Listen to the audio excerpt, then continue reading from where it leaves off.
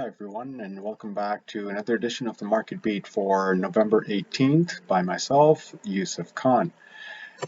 Starting off with the overall market update, we look at the Nasdaq, which has shown us, a pretty positive trend going upward over here. Now it has either likelihood of continuing this trend or followed down slowly before it actually bounces back up.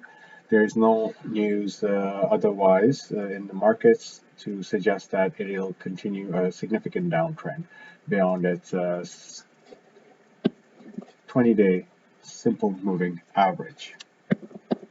Now, if we take a look at the SP index, this is slightly different story. We can see that there is starting to show a little bit of a downtrend, but this index is also heavier on cyclical stocks, and that may impact the downward trend because we have seen that since the rotation out of the cyclical stocks, getting back from tech into cyclical stocks, we are now starting to get back into tech stocks, which are starting to go up.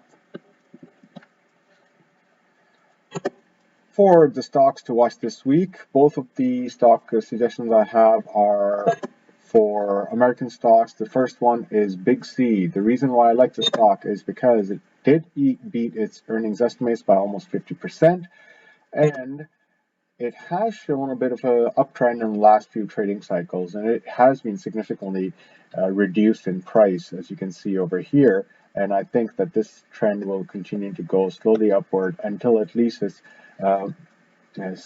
simple moving average, which is 12% currently where the price stands. So you potentially can gain up to 12% at a minimum in the coming weeks. The other stock I really am thinking about is Baba. Alibaba has had a stellar sales event recently, and you can see that has had a very long downtrend, but it is also highly discounted. If you take a look at even the simple moving average, it is 12% down from here, and there is potential to continue either down this path. So I would wait to see once the price starts to go up and then purchase this stock at this discounted price and potentially gain 20-25% in the next month. The P/E ratio of this stock is just 32. Compare that with 91 of Amazon. So from that perspective, it is significantly better value.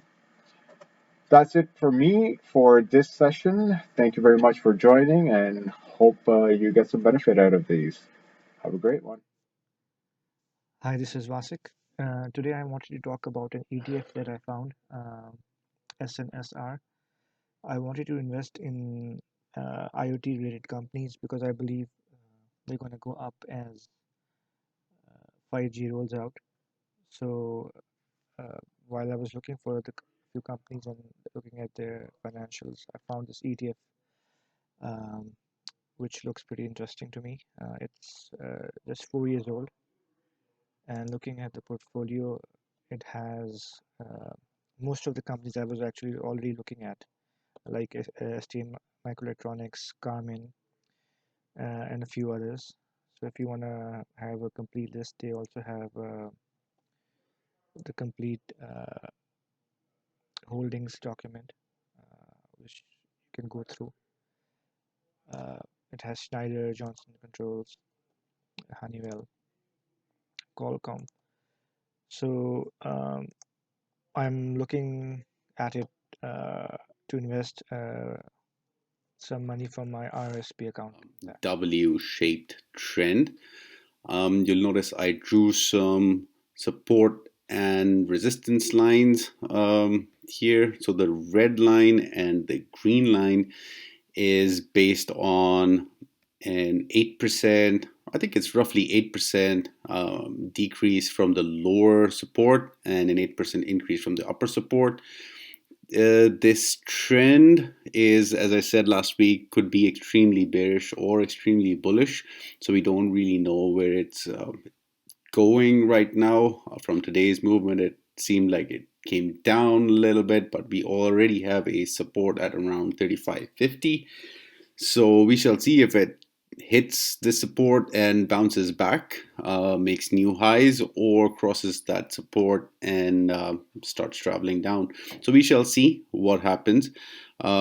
Similar W trend that I could find on the S&P chart was back in 2018, where it was bearish, and the distance that the chart traveled was equivalent to the last leg up, and that's how I came up with the percentages of the supports and resistance for the lower move or the upper move. But we shall see for now where the markets are going in the coming weeks and month. That will give us a better picture. Talking about stocks, Air Canada, we saw last week it made huge moves. Even today, it went up till 21.51. But I am still scared about this gap up.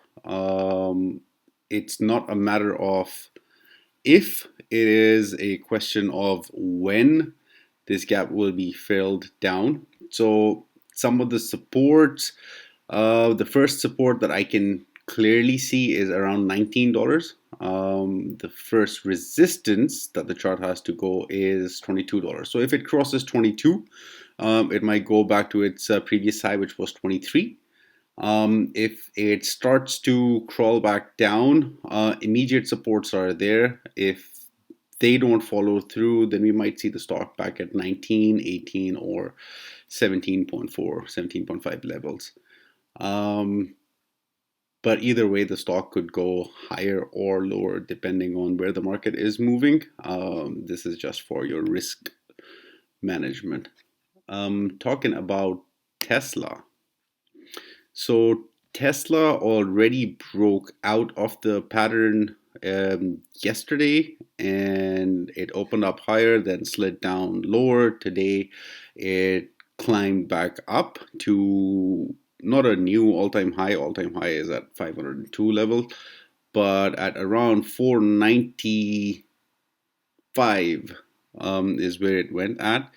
And I think tomorrow, which will be November 19th, if the stock in after hours is around 485, 486, in pre-market tomorrow morning, it might go to 500 levels and open at around 500, 505, could go even higher, and it might start to slide down.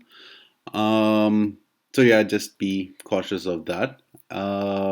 Otherwise, we don't know what the stock will do, whether make all-time highs